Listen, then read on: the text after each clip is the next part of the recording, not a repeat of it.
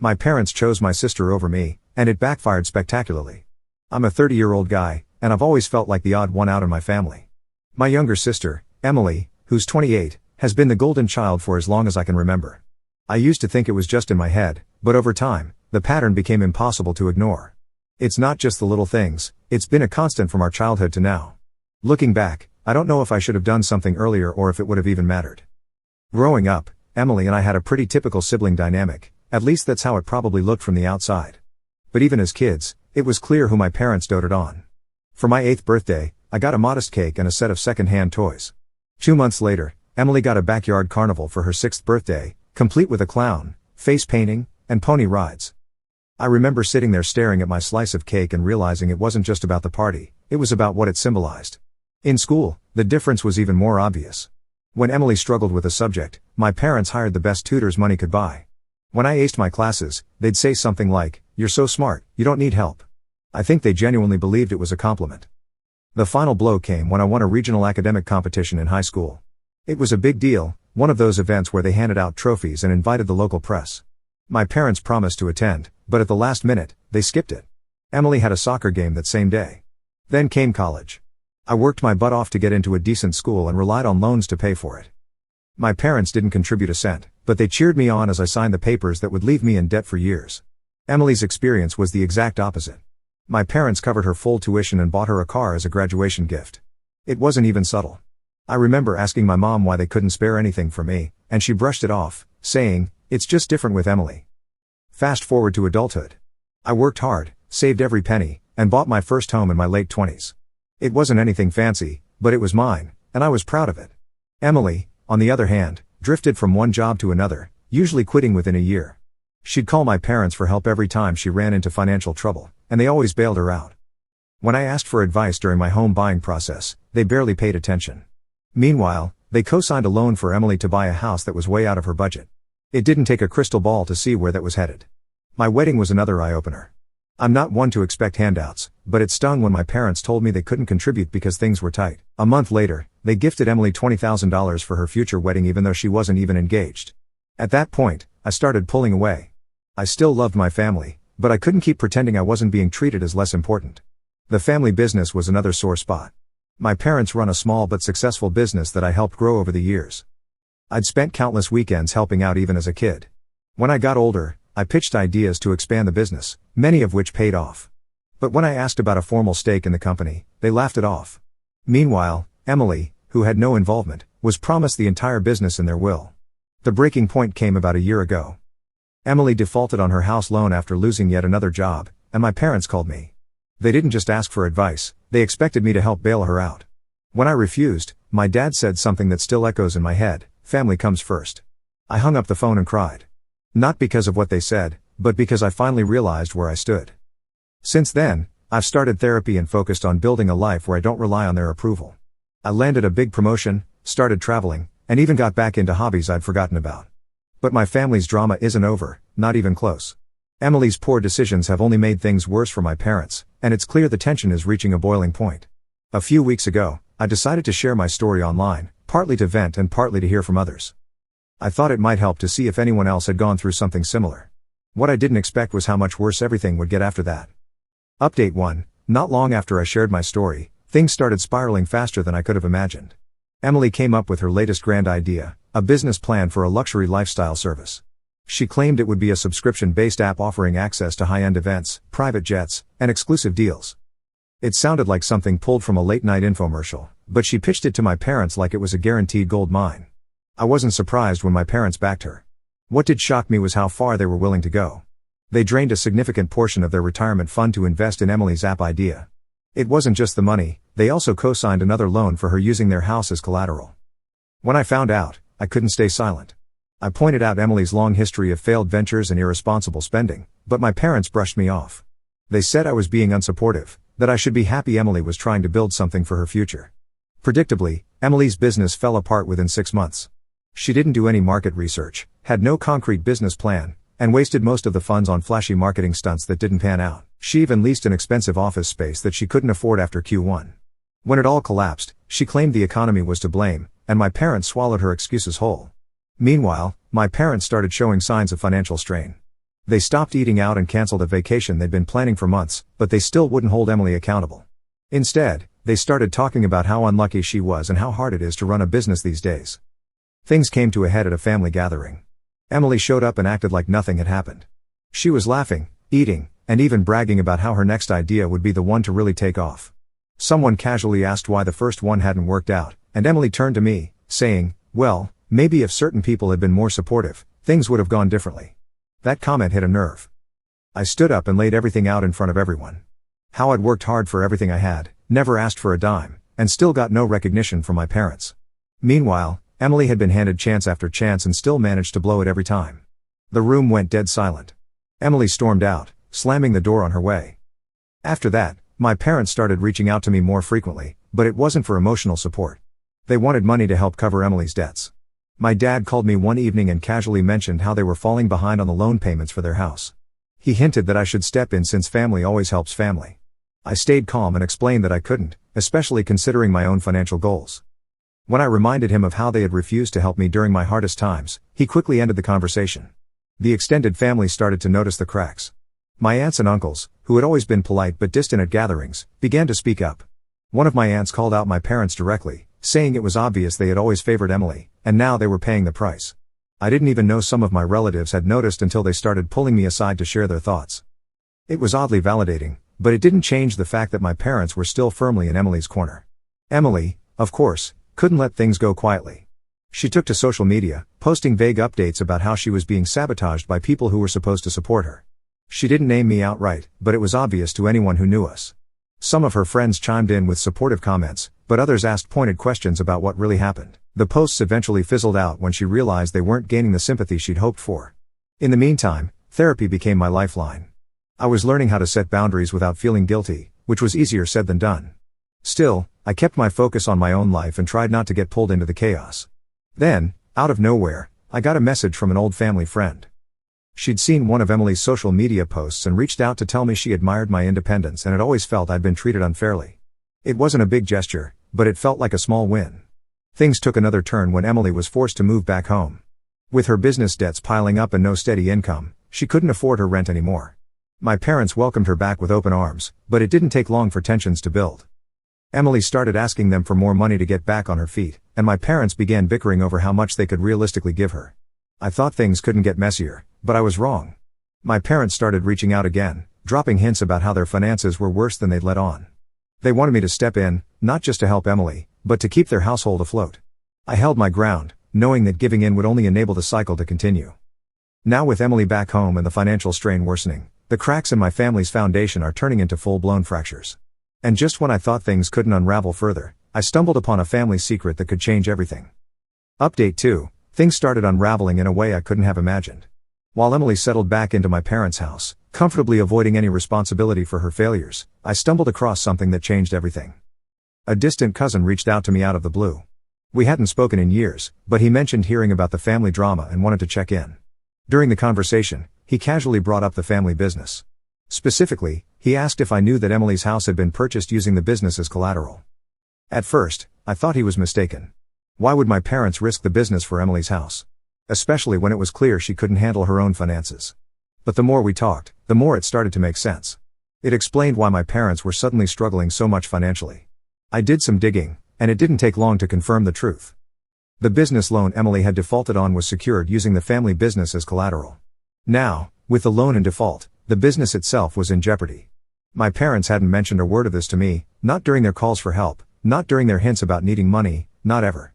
I confronted them about it during a visit. My dad tried to play it off, saying it was a calculated risk to help Emily get a fresh start. My mom blamed the bank, claiming they were being unfair and aggressive with their demands. Neither of them acknowledged the gravity of what they had done.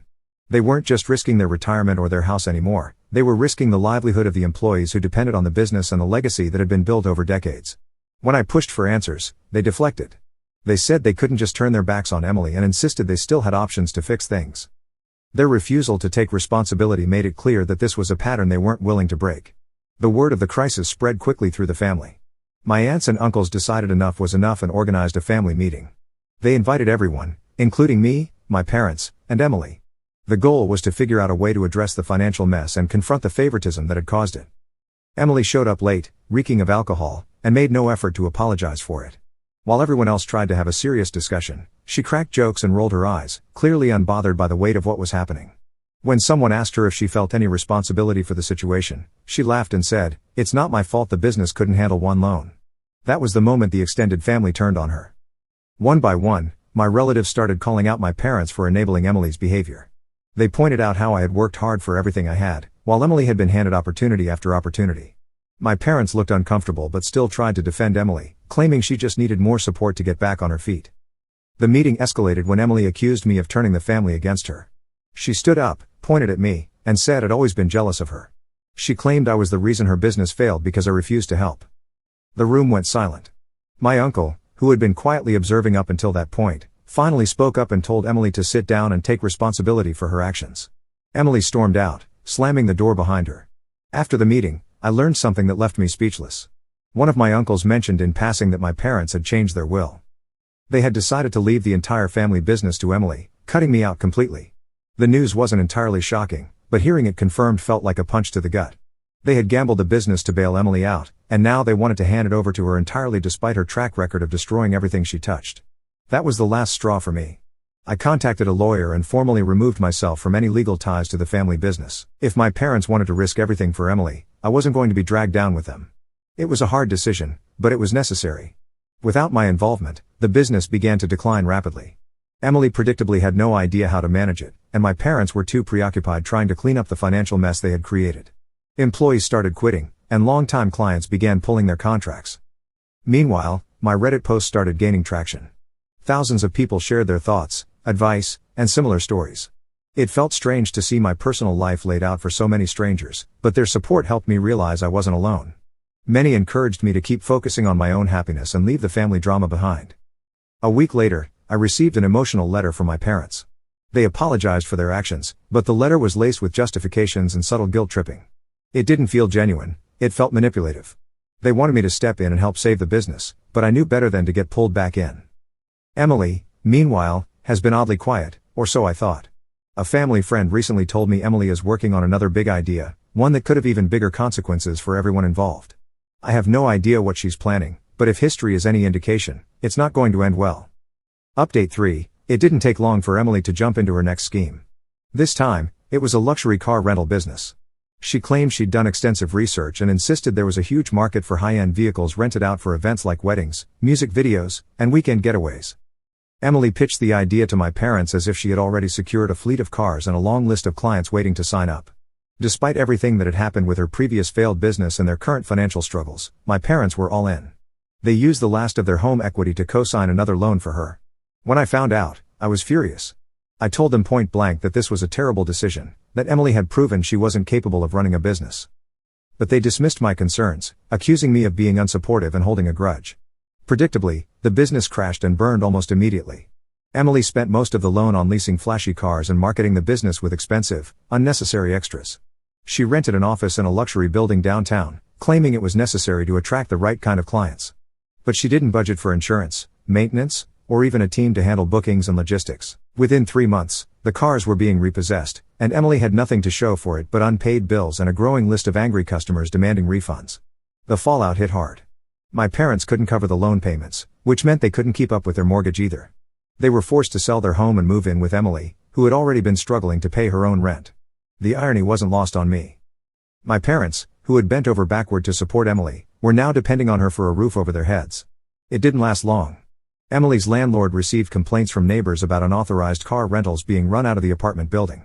Apparently, Emily had been using her place as a makeshift storage lot for the remaining vehicles, and tenants weren't happy about the increased noise and traffic. The landlord evicted her, leaving Emily and my parents scrambling to find a place to stay. Meanwhile, I had been keeping my distance, focusing on my own life. Work was going great, and I had started seeing someone who genuinely supported me and encouraged me to maintain my boundaries. For the first time in years, I felt like I was finally prioritizing myself. That peace was interrupted when I got a call from Emily. She asked if I could let our parents stay with me temporarily, just until they got back on their feet. I refused, explaining that I couldn't sacrifice my space and stability for their poor decisions. Emily didn't take it well, launching into a rant about how I was abandoning the family. I hung up before she could finish. Not long after, my parents reached out directly. They apologized for their past actions, but it was clear they expected me to step in and help them financially. Their tone was different, less demanding and more desperate, but the message was the same. I offered emotional support, reminding them that I was there for them in non-financial ways, but I made it clear that I wouldn't be bailing them out.